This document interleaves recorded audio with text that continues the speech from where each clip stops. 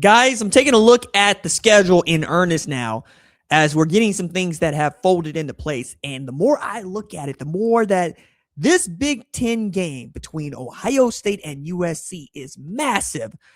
Let me tell you why. What's up, kinfolk? It's RJ Young. I am not on a step mill. If this is your first time watching Adapt and Respond, thank you for joining us here. We talk college football year round. If you're into that, hit that subscribe button, like this video, answer the question in the comments below.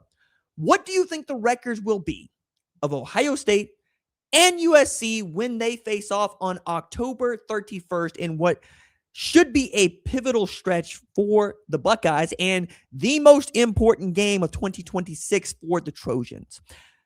I've earmarked this game for a couple of reasons. The first one is look at what Ohio State has lying in wait after this. Okay, first you're going to have Ohio State playing Indiana, which we will talk about at some later segment, and that was kind of a gimme as far as a big game that everybody's going to watch. It could be number one versus number two. We could see number one change hands in that game.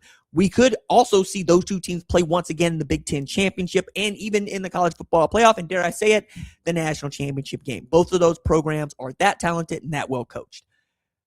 But this is supposed to be USC's year. This is the year that Lincoln Riley has been building to, and he has said so. It took him a while, according to him, to get administration going in the direction they would need to go with the investment that was necessary to get the program to where it's going. In the process of doing that, though, he has given them a Heisman Trophy winner and a first round and number one overall pick. He's also given them a Litnikoff Award winner, Mekhi Lemon, but this is nothing new. Lincoln Riley did both of those things at Oklahoma. What he did not do at Oklahoma was win a college football playoff game, and damn, he ain't even make the college football playoff at USC since taking the job in 2022. Now, it's time to get on the good foot and show some people some something here.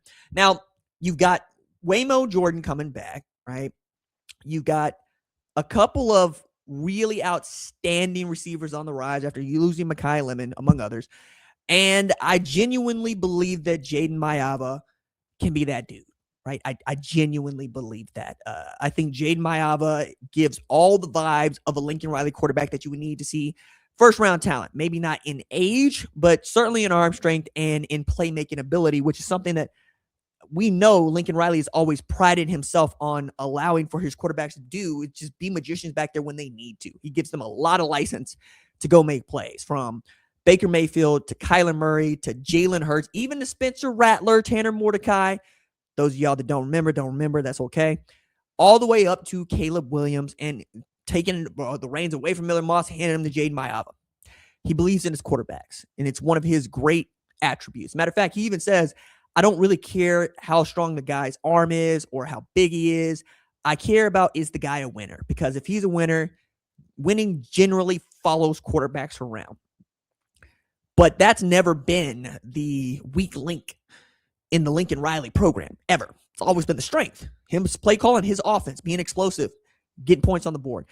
The weakness has always been the defense, always. All the way back to Mike Stoops, to Alex Grinch, even here lately to Danton Lynn. And now we have a guy calling the defense for Lincoln Riley who's unassailable as a defense coordinator, who we can 100% say is not the problem when it comes to who can complement Lincoln Riley's offense. Because the thought was always it's going to be difficult to play complementary football with his offense because it does generate a bunch of explosive plays. They do play with tempo, which means your defense is on the field for a ton of snaps, and you're not running the ball in such a way as to keep them on the field and keep the clock grinding. You are actually trying to score on every single play, and that's not necessarily conducive to winning football, especially late in the fourth quarter. Right now, Lincoln Riley's USC would have a really great time trying to come back in the fourth quarter. But what you want is to be able to run the ball out and or sit on the clock. You don't want to give any possessions to your team, to the other team that you don't have to. But with Gary Patterson, you have one of the great architects of defense in the history of the game. When the 4-2-5 was an oddity, he had mastered it. And it's only here in the last 5 to 7 years that you've seen other programs adapt it and adapt schemes like it, just like we saw Mike Leach's air raid principles just proliferate throughout both college and the NFL after they'd already infiltrated high school. I mean, hell, I was running air raid back in high school. That was 20 years ago. But it's because the whole concept of the air raid was built on, we don't have big, fast players everywhere. We can't line up 22 on 22, 11 on 11 and go. What we have is a bunch of dudes that can move around a little bit. So you would tell your offensive lineman, stand in front of this guy for 2 seconds and let us quick game our way out of this. So you're throwing to a patch of grass. You are running mesh concepts to try to confuse the defense. You are trying to beat the defense to death by simply being in places where they're not and move the football with some pace, right? So every now and again, somebody get loose and start running. And then once you identify who your best player is, you force feed that dude the ball like you are trying to create fog raw, okay? That's what Mike needs to do with Mike Crabtree, right? You can see that all over the game. What Gary Patterson has done, though, is made the defense super simple for his players and super difficult for him. Gary would call 3 different defenses in one play, guys. He called one for the front 6. He called one for the 2 over here and the 3 over here. He would call 3 different defenses at one time.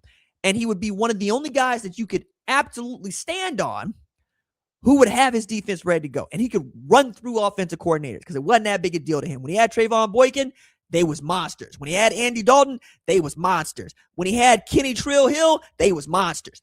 Didn't matter who the coordinator was. Now he's got the guy that was able to pick apart his defense in some kind of way, and Lincoln Riley's got the guy that can pick apart his offense in some kind of way. And now they both get to go at Ohio State's neck. And this is going to be massive because Arthur Smith's coming from the NFL with a run game that's supposed to be outstanding. Matt Patricia damn near won the Broyles Award in his first year as defensive coordinator in college football and put together one of the best defenses all of college football scene and put 3 guys in the NFL draft, first round, top 10, 11 picks. Okay? That's massive. Now all of that's coming to a head when everybody's primed up and ready to go October 31st at the Coliseum. Okay? This game's at USC. Ohio State's got Oregon the next week. And then, a couple weeks after that, you get the game. So they already know what's coming. They already know what's ahead of them. If USC is going to jump up and do something like make the college football playoff perhaps, it would be because they're able to win a game like this one.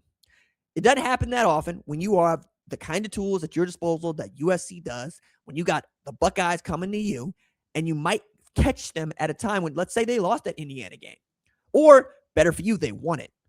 So now, ain't nobody been into them, ain't nothing been able to light them up, and maybe, just maybe, Gary Patterson has a little something for Jeremiah Smith. Can't wait to see.